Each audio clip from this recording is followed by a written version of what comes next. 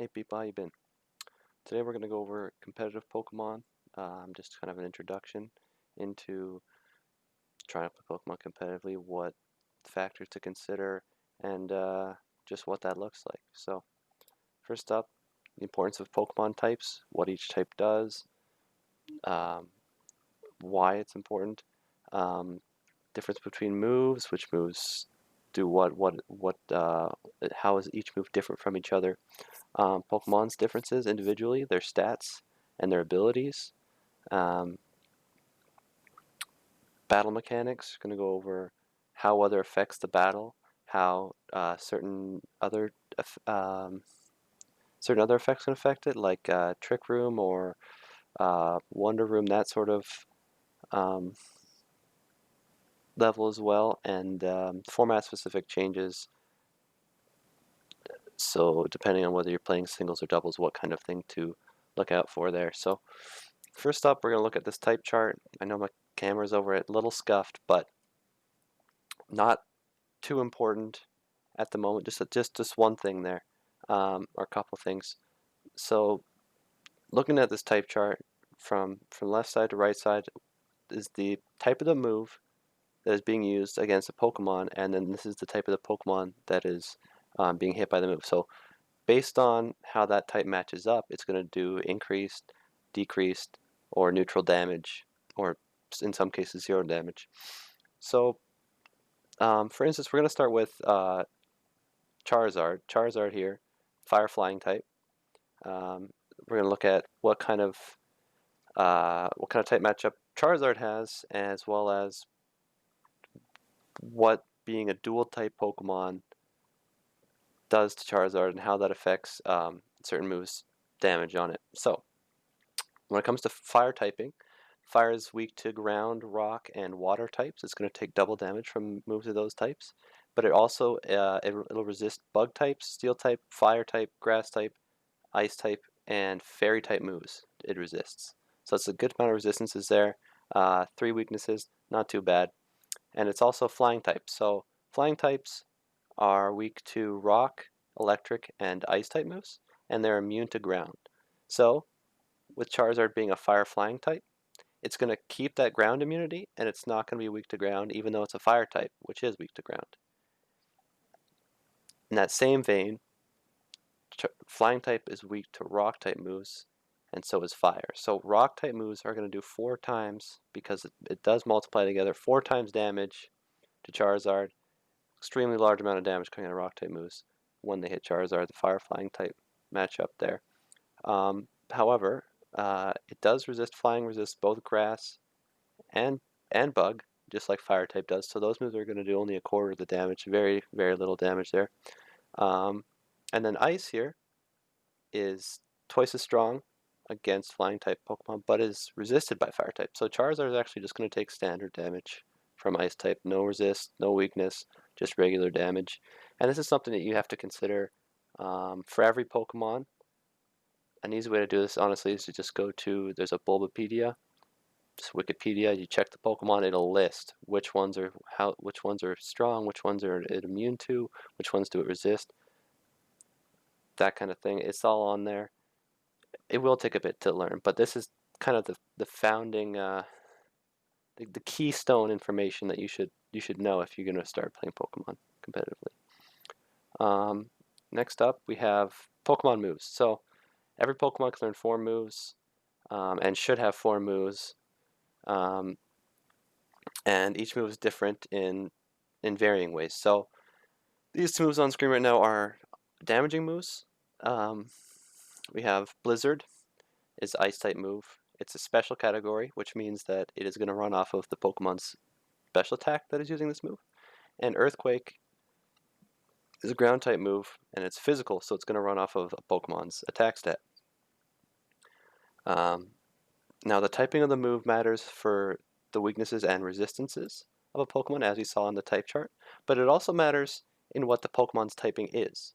So if Charizard was using a fire type move, not one of these 2 here, but say for instance he was using the same type move as his type, so a fire move or a flying type move, it's going to get a 50% increase to damage. So same type attack bonus is going to do a 50% more damage than any other move of that base power. So this power 110, if this was say Fire Blast, this would do 165. You know, that 55 extra, that 50% increase of 55 damage would be a 165 power move coming out of Charizard there.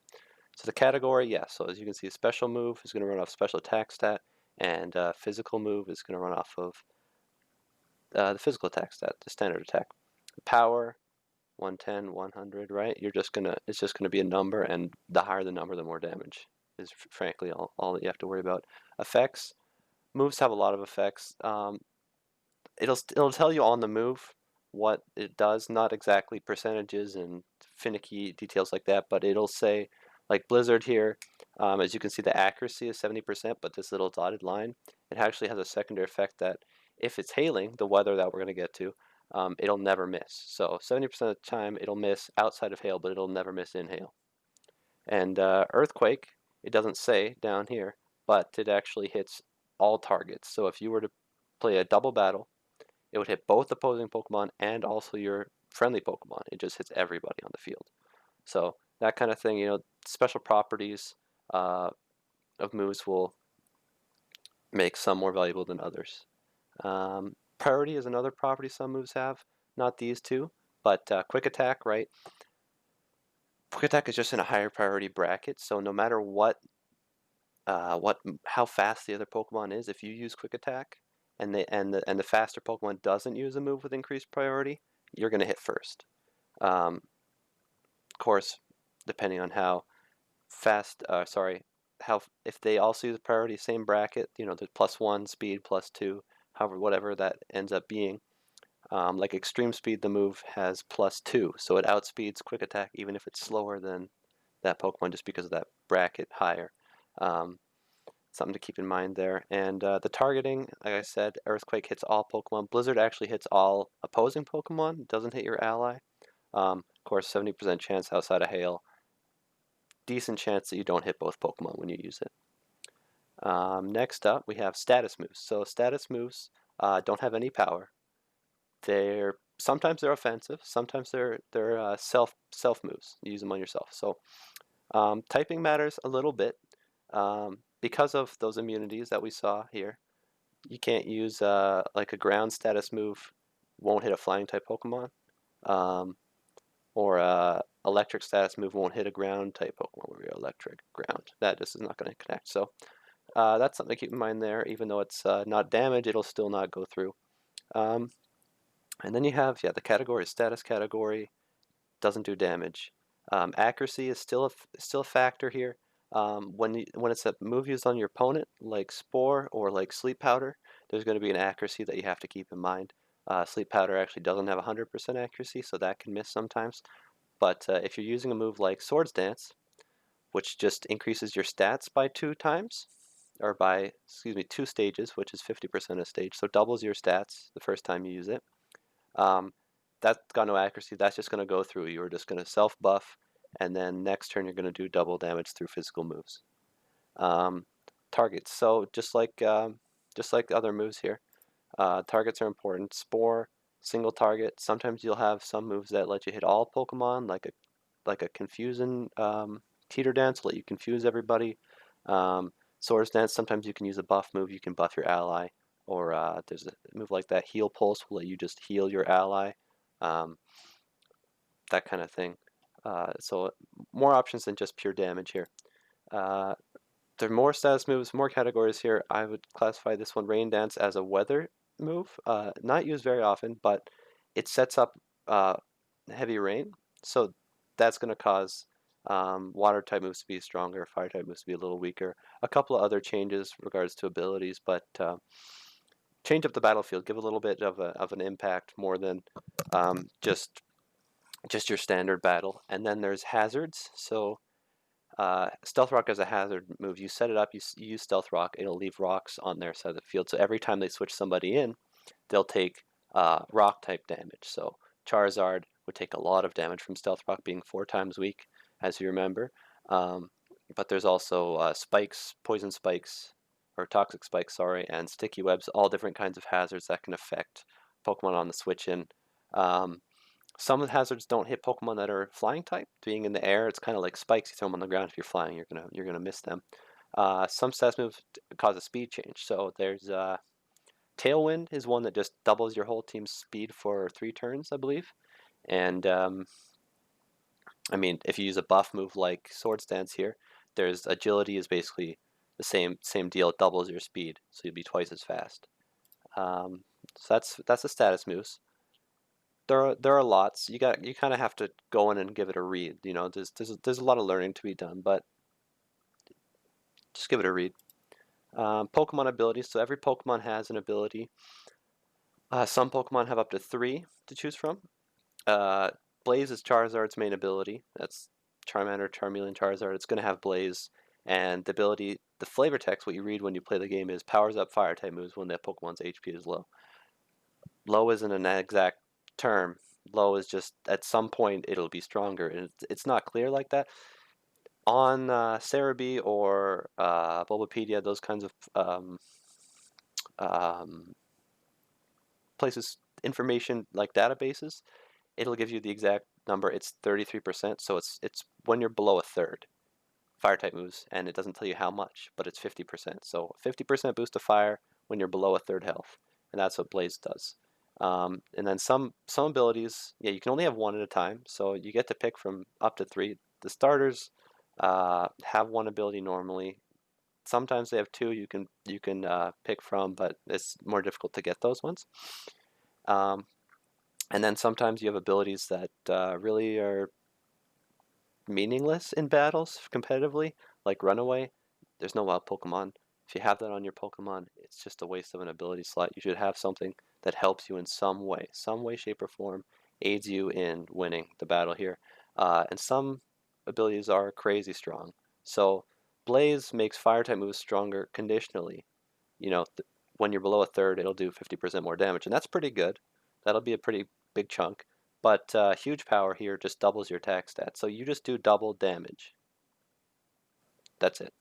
Just whatever your stat is, just it's twice that high. Very strong. Like they balance it out so Pokemon won't have a huge base attack. Like its stat won't be that high, but with the ability, it'll make it considerably higher. So that's something to consider too. Pokemon can also hold 1 item. They have very diverse, just like moves and abilities. Generally, you want to pick an item that fits what your goal of your Pokemon is. If it's a very strong, fast Pokemon that does damage, you're going to want probably like a Life Orb here, increases move damage 30%. But then every time you attack, you take 10% of your max health as damage. So you have a certain amount of hits before you get kind of worn out there. And choice items, there are choice specs, Scarf, Band. Those will increase your stats by 50%. But once you pick a move, you are locked into that move until you switch out. So that's kind of the trade-off there. Usually, for items, the more of a impact the item has on your strength there, the more of a drawback they have associated with it. So if you look at Citrus Berry, 25%, you can just eat the berry, heal for 25%. That's pretty good, but you have to be below half. Whereas Leftovers just heals you every turn 6.25%. That's a 16th, essentially. So that's a kind of balance you want to consider, like how many turns are you going to be sitting there healing up for, because if it's less than 4, Citrus Berry is probably going to be the better option. Assault Vest increases your stat by 50%, special defense. Can't use status moves, only damaging moves coming out. So no Sleep Powder, no Spore, no weather setting, no hazards, none of that stuff. You can't use it. But defensively, you're much tankier. Eviolite is going to be both defensive stats 50% higher, so you take a third less damage than you normally would, but it has to be a Pokemon that isn't fully evolved, so you're not going to run this on Swampert, you're not going to run this on Charizard. It would have to be a Charmeleon. It would have to be something that is still able to go to its final form, and so it compensates for that lack of defense, and hopefully that stat increase there is worth not evolving. As well as weakness policy, when you get hit by super effective move, Charizard gets hit by a rock type move. If it survives the rock type move, or if it gets hit by a water type move, you're gonna essentially get a sword stance. Your attack and special attack 2 stages go up, so two 50% boosts. You're doing double damage on your attacks. So that's a pretty good item. Again, very strong, but you have to live a super effective hit. So it's quite a bit of a trade-off there for you. Next up, base stats. So here's the nitty-gritty more of it. Each Pokemon has 6 stats: HP, attack, defense, special attack, special defense, speed. These are actually Charizard's base stats. So its highest stat is special attack. So usually you're going to be running a special attack, flamethrower, flyer blast, hurricane. Special moves that are the same type, you want to have that stab bonus coming in, and you want to have the more the higher stat being the one used.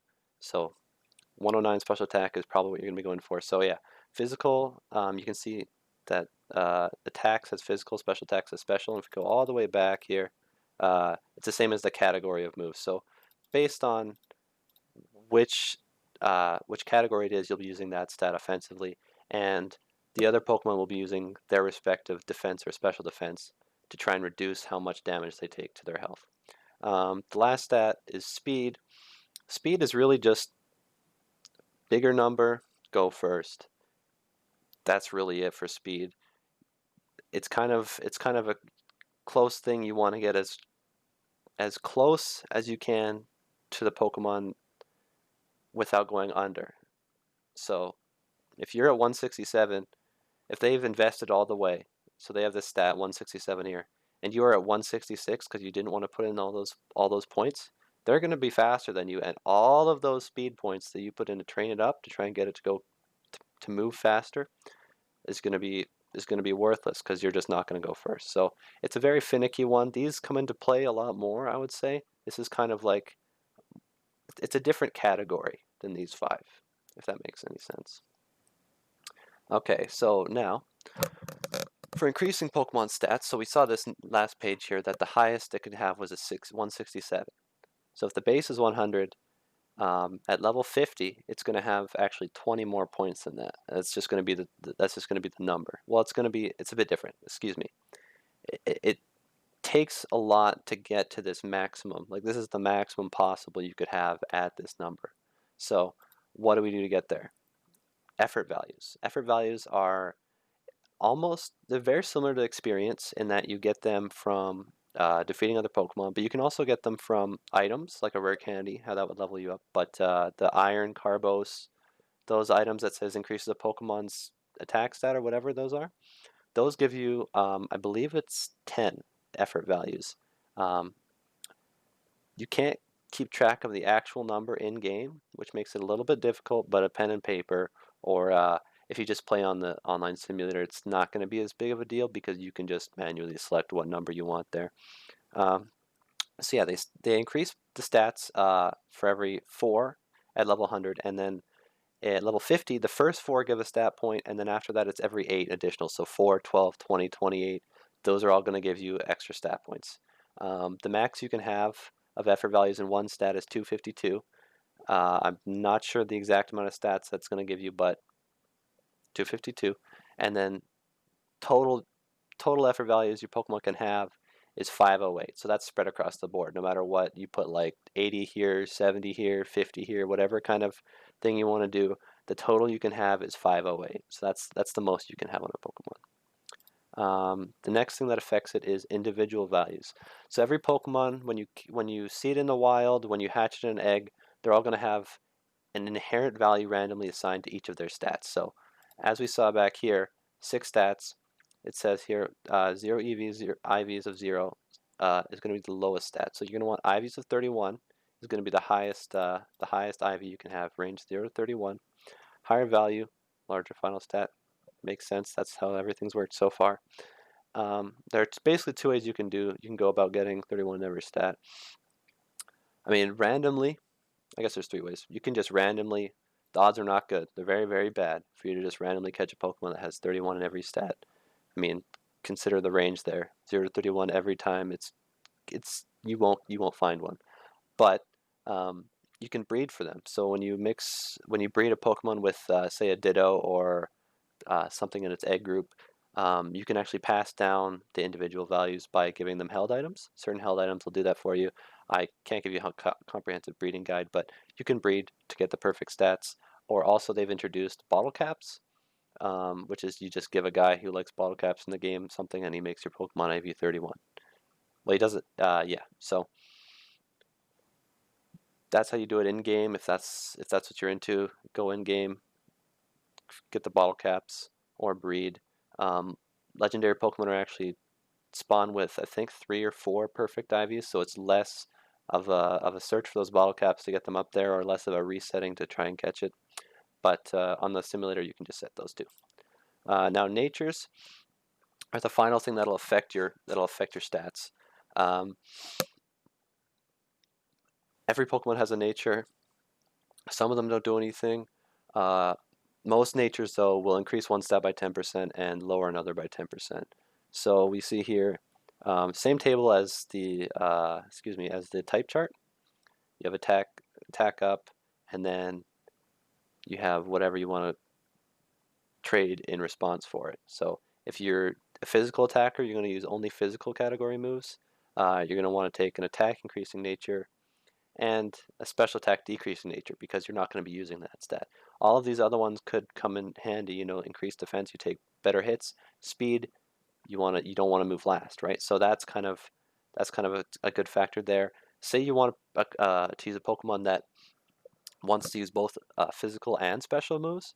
Generally, what you would do is you would just swap out a defense and you would increase your speed. So you try to be fast as possible, outspeed the Pokemon that would take advantage of your lower defense, and then hit it with your strong attack or a special attacking moves.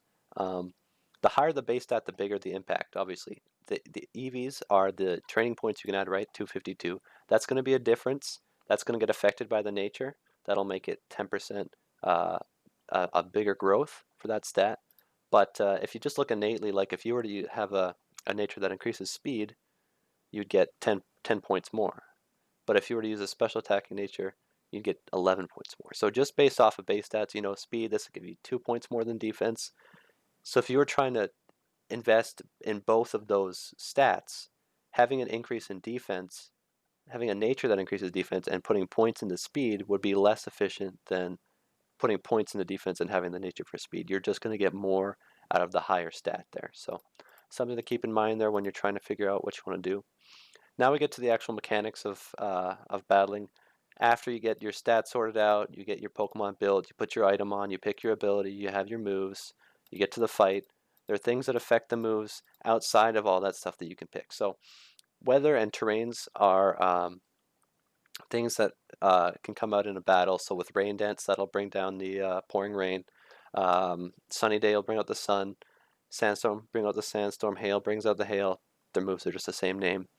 And they all have their own different effects that affect every Pokemon on the battlefield. Mostly, there's some exceptions to every rule in this game. There are just certain abilities that let you negate things, right? So with pouring rain, rain dance is going to make water moves 50% stronger, fire moves 50% weaker. So if you mix that 50% increase from the rain with the 50% increase from stab, that's going to be a huge increase. It's multiplicative, so that's going to do massive, massive damage, as well as some abilities will let you go faster, heal better. You know, just like rain affects abilities too, and there's a lot to kind of consider when you're using stuff like that. Same with sun. Uh, Sun is going to make your fire type moves. It's basically the opposite. Fire type moves stronger, water type moves weaker.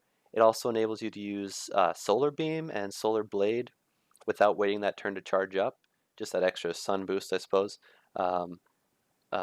Just helps you out there. And with the rain, actually, the rain will allow thunder to hit every time. So thunder is the same problem as essentially the same as blizzard, right? Blizzard, as we saw way back here, blizzard, nope, two more. Blizzard has a 70% chance to miss unless you're in the hail, and then it'll always hit. So same thing with thunder and the rain. Thunder will always hit in the rain. Hurricane, thunder is electric type. Hurricane, flying type, always hits in the rain. Just get that boost there. Sunlight, yes, helps the solar beam. Now sandstorm, Does damage to every Pokemon. It's a 1/16th, just like leftovers. Um, unless they're a ground, steel, or rock type Pokemon, or have an ability that prevents it because that they exist. Then the rock type Pokemon also get they get 50% special defense stat boost. So these are the kind of things that you consider when you're looking at building items and abilities.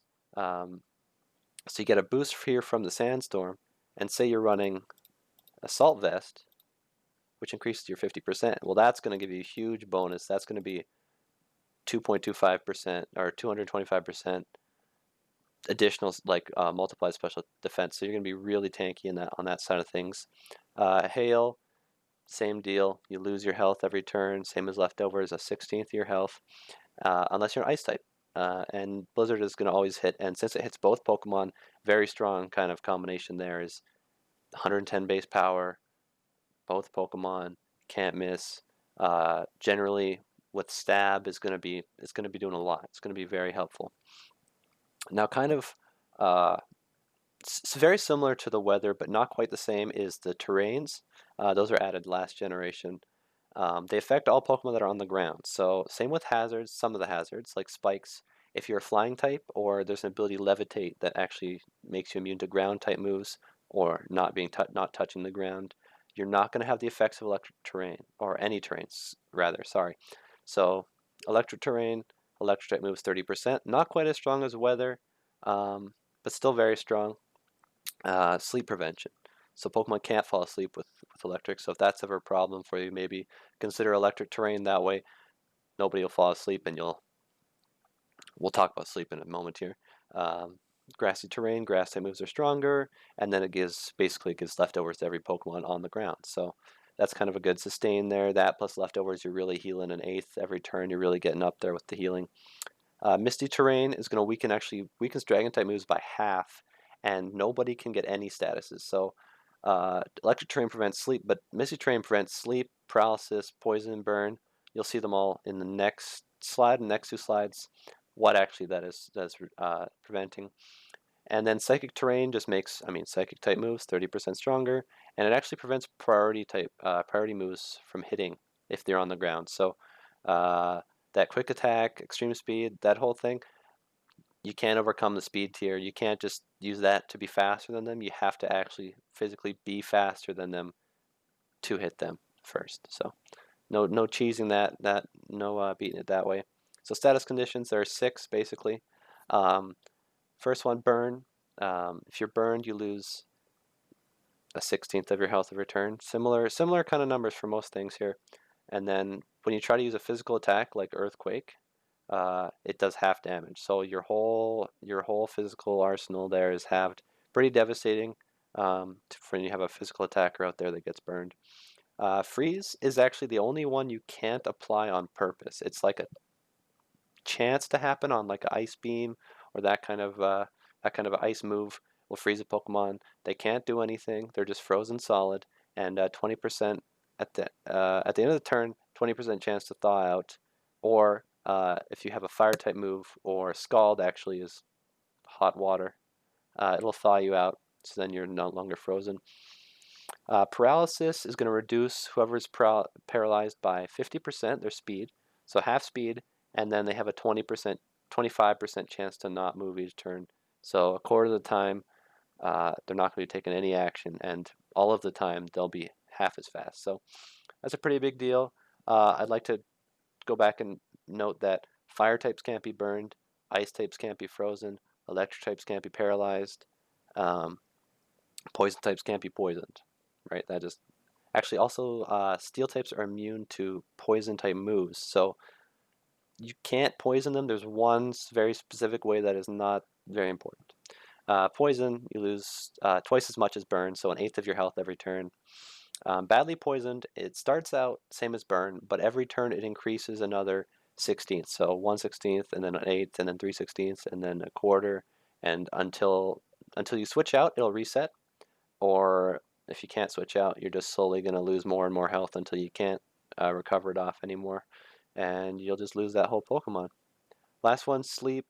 Can't move, same as freeze. Can't move. you'll miss, no matter what, you'll miss a turn. So that way they use a move to put you to sleep. They'll get that one turn. Sometimes it's 2 to 3 turns, which is usually what you're hoping for if you use a sleep move. Um, and then rest is always skips 2 turns, so rest is a specific move. Heals you, you go to sleep, 2 turns of sleep every time. So those are the main 6 status conditions there. There are some minor ones like confusion that you can just switch your Pokemon out and confusion will be gone. There's some that, yeah, these will all stick around when you switch out and switch back in. They'll still be there. But, excuse me. Yeah, confusion will not stick around. Confusion will just be cured when you switch out. Last thing, or getting there, sorry. Speed control. So this is how turn order decided. Like I said before, higher speed, you're going to go first. Fast, and in VGC, it's actually a 2 versus 2. So that could mean their Pokemon goes, and then one of yours, and then one of theirs, and then one of yours again. But of course, priority still, that priority bracket is going to beat any fast Pokemon as long as they're a bracket ahead. And actually, new and important in doubles now is that changes in speed stat take effect mid-turn. So if they would have, if every Pokemon would outspeed one of yours, say you had a slower Pokemon, they go, then you paralyze the other Pokemon, or you decrease their speed in some method like that. They would now be slower mid-turn. It would change, and then you would attack.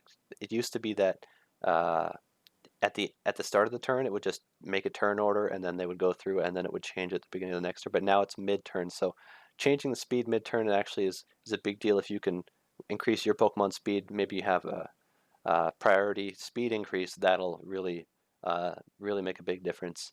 And a tricky one there, Trick Room, is just going to reverse everything. So the slowest Pokemon is going to go first.